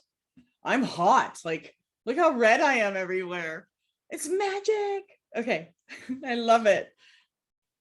If your candle, my candle is actually kind of moving too quite a bit because we're invoking, right? So spirit will show you when a new energy comes in. Okay, so ready? Look at your candle. Now we can all have a little better luck. I think we can agree on that. I want you to look at your candle. And whenever you, now, what I find with Renenet is that if I look at just above the wick, the black little area where I try to see the goddess, it's kind of black and orange for me right now. The phantom part of the candle. So look at that phantom part of your candle and say 3 times. We're going to say Renenet. Renenet. Renenet. And keep looking at it. So Renenet, we can use, and it is a situational right. So we can use it for any situation. And it's intended to improve what is happening. And when we say Renenet, then the mysterious energies called destiny and luck, as well as favorable outcomes in our affairs, is the natural choice. And that natural choice is Renenet, the netter of happy destiny and good luck. Happy destiny. And if you look at your candle, And you may have noticed a little bit of change with your phantom in the candle. And just watch it for a minute. So anytime we need a change, favorable outcome, we can say that. It's almost like cheat codes of life. That's what I love about magic. I mean, that's what magic is really all about. It's achieving and attaining magical things that we don't think are possible, or that we want a little help with, or some supernatural power, or whatever. So Renenet. The next one, the power of new life. So this one is when we all need a new life occasionally. And for me, if as soon as I don't like something, I change it. I am not going to live a life I don't like. And that's probably why I've lived in so many different places. But this is my forever home. So I might have a second one somewhere.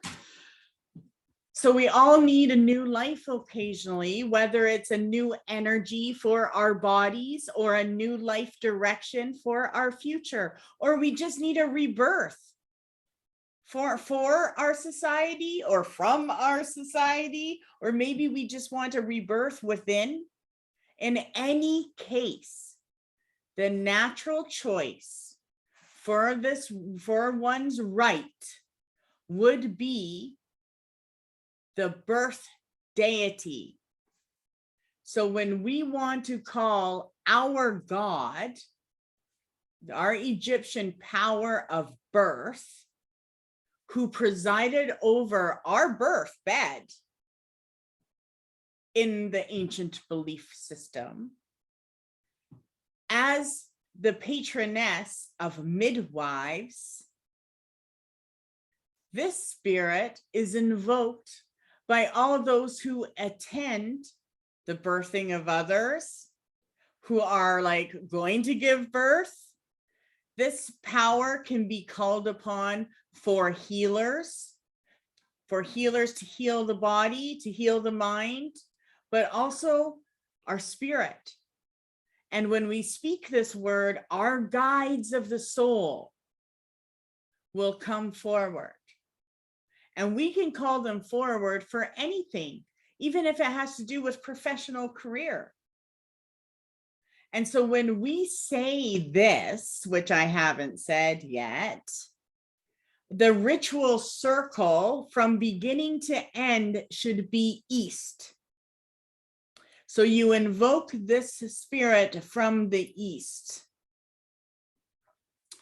And you can say it anytime you want. Just make sure you're standing east. You can say it out loud or mentally. And I would practice invoking things mentally. And you don't want to just say their name like, like normal, like just a normal word. It's Meskenet. So you don't want to be like Meskenet, Meskenet, Meskenet, and just think it. You want to be like Meskenet, Meskenet. Bring your inner outer magic. Meskenet. Like call them. So even if you're doing it mentally, shout it mentally. So if we want a new life, new energy, new change, Meskenet.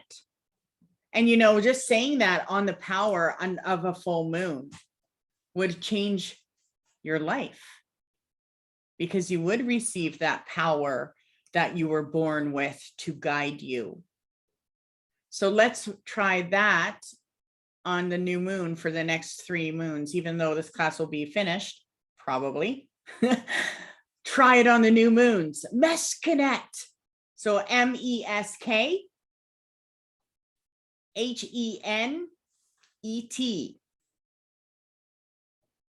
And that is your birthday god.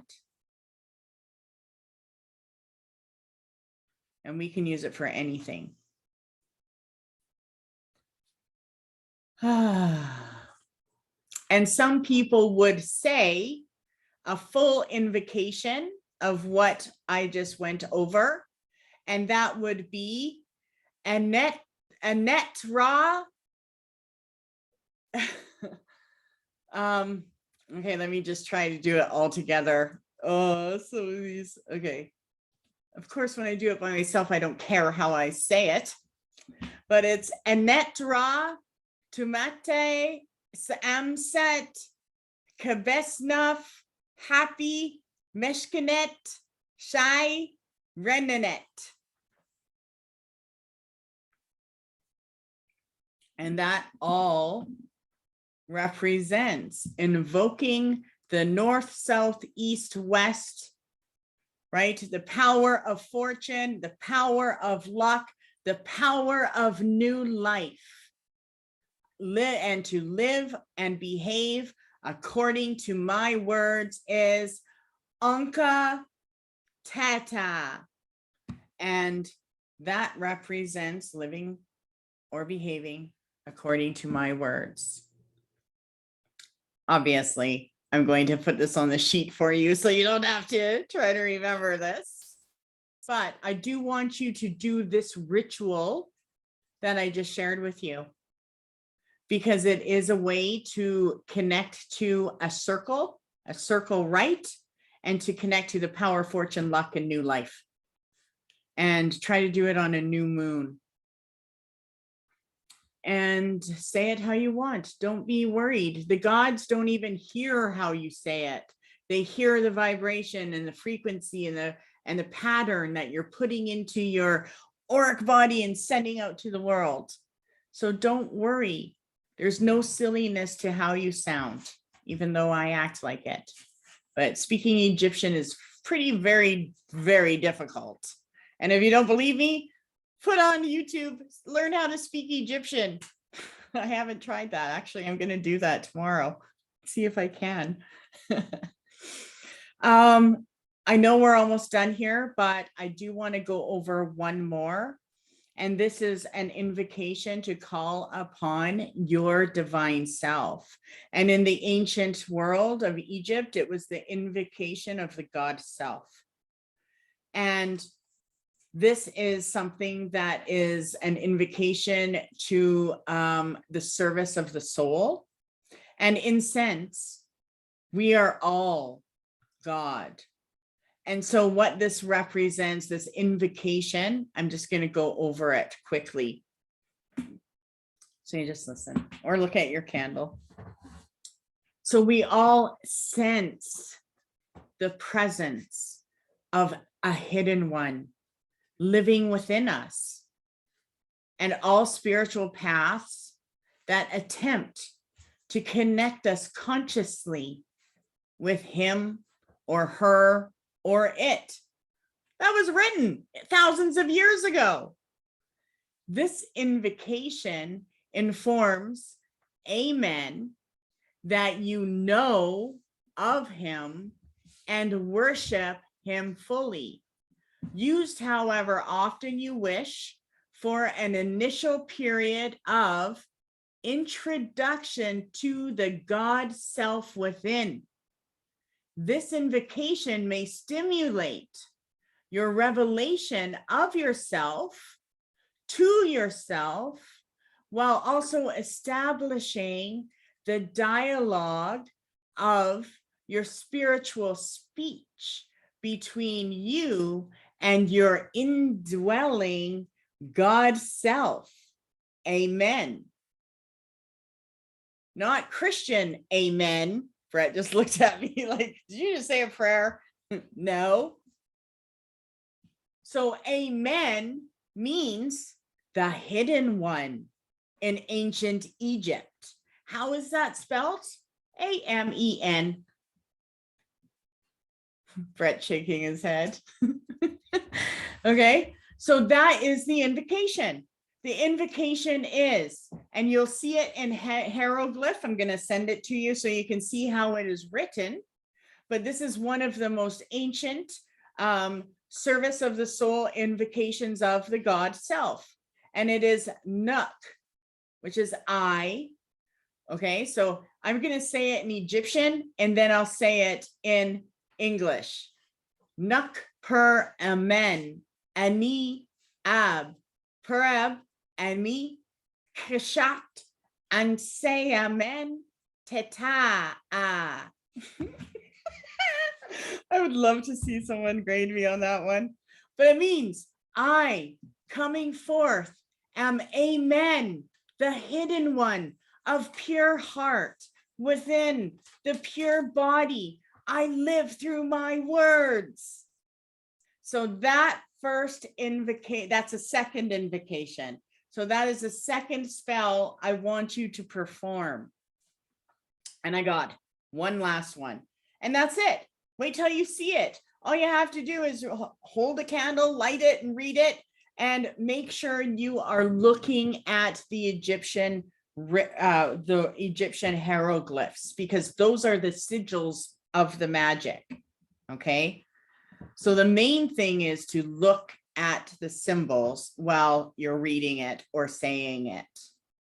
Or you can try to carve the symbols on a candle, but gotta be pretty good at that. The next invocation, number 3, the third spell I want you to do is overcoming karma. Now, the one thing is, I want to share with you is that you can't hide from the divine. So you don't need to hide anything that you feel bad or guilty about, because there is no judgment on that. Okay, the universe, the higher realms, the gods, they all know good and bad. Take a look at all of the ancient gods. They have good aspects and bad aspects. You don't want to piss one of them off, right? So we have to get out of our head anything that we feel we've done wrong. We also have to get out of our head what others have done. Okay, we need to neutralize ourselves. And one of the ways to do that is by overcoming karma. So once we've had an experience and we do the God self within spell or invocation, that's what they were called, invocations. Because when you did it, you invoked that in you, and that was it. You never questioned it again. You didn't even have to do it again, unless you want to on the next new moon. But once you do the invocation of the God self within, then we can actually begin working on integrating a new lifestyle and the next step that was taught. And this was cleaning up our life through karma and connecting to the consequences of the previous unconscious human life or living. So it doesn't matter what we've done, we can remove it. And if it's something that we're always working on, well, we can too. There's nothing wrong with that. We obviously are all growing from our mistakes. So we can remove our karma by effort and self-discovery. And this is the teaching of the ancients. So in the third invocation, they would do overcoming karma. And it was removed by effort for self-discovery. And during this karmic cleansing phase, one would discover the tree of life where we meet the throne. You'll get into this next class, or the pillar of heaven. Okay, so think of the high priestess card and the two pillars, the black and the white, and the spiritual hierarchy of the gods. And all of this was stimulated by the following invocation, by the following rite. And that was, and you're going to get a copy of this. And again, it's going to be Egyptian writing with Egyptian language and Canadian or English, Canadian.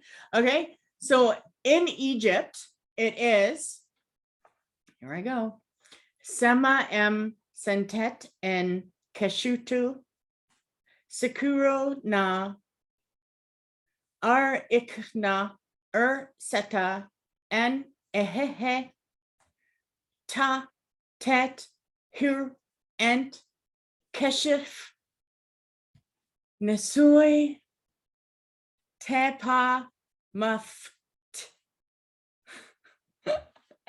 And that means I have made my way by way of the tree of life, and I have brought myself to silence.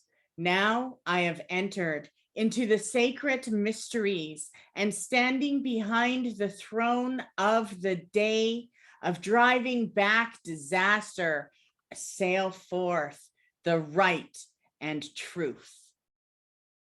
That clears your karma. That's it. You don't have to tie yourself up and cut any cords or do any voodoo or make a bowl and let it dissolve in the rain. You don't have to do any of that. You just have to do this. I love it. So I'm going to send these 3 invocations to you, and I want you to perform them by the next time I see you. Next class, once you clean your karma, the next invocation is of astral flight.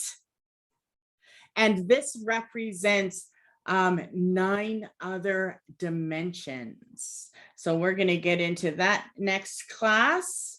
And then we got into Geb. Did we get into the sky goddess? I didn't think I went into much into her, but a little bit. So we'll be going into a little bit of the family tree of the gods, and then some more invocations and whatever it is that we have to learn.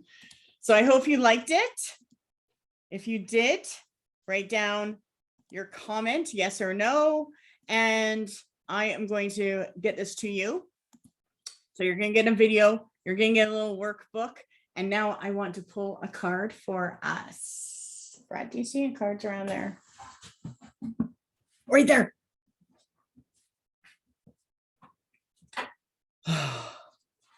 I feel great, but warm.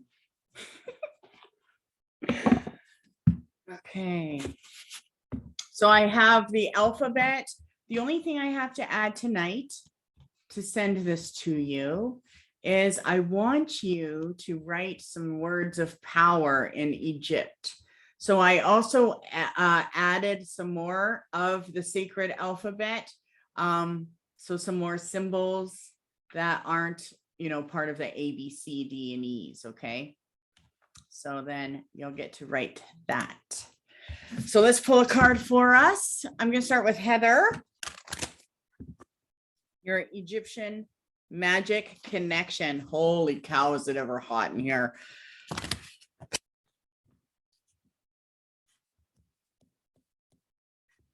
Heather, yours is: when I'm tuned into the energy of abundance, I become abundant. I love it. And so that invocation obviously worked for you. The power of fortune. Okay, Lorraine, let's see what yours is.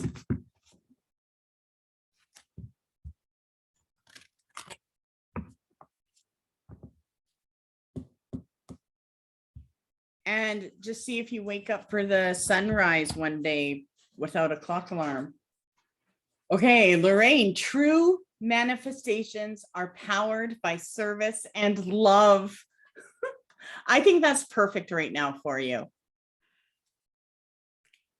True manifestation, powered by service and love. I'm sending it that way too. Okay, pensive. I like saying that. Let's see what you get. Egyptian magic. I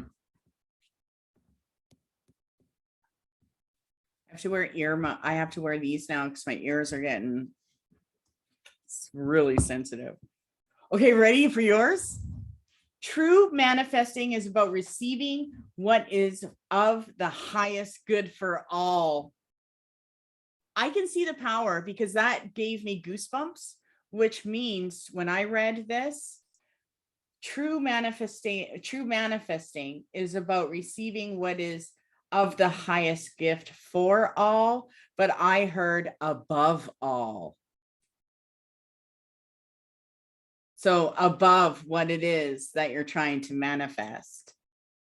So I love that. And for those that are going to get the replay, let's pull a card for them. Oh, I guess I have to do you too. Sorry, Brett. Okay, the replays. I am in awe of the magnificent guidance that's available to me. Awesome. Okay, I gotta do Brett and we're done. I'm glad you liked it. Okay, that makes me feel good because I don't know. Brett, I slow down and listen to the guidance that's available to me. He's like, I don't want to slow down. Okay, I gotta pull one for me. Someone made a comment, you never pull a card for you. So I will. I accept that good things come easily. I'm a super attractor. Yeah. Okay, that's it for tonight. Have fun. I'm going to get this sent to you. You'll have the video tomorrow and do some Egyptian magic. And I have my notes here, Kefi incense. So you might be making some incense. Talk to you soon. Many blessings. Have a great night. Bye-bye.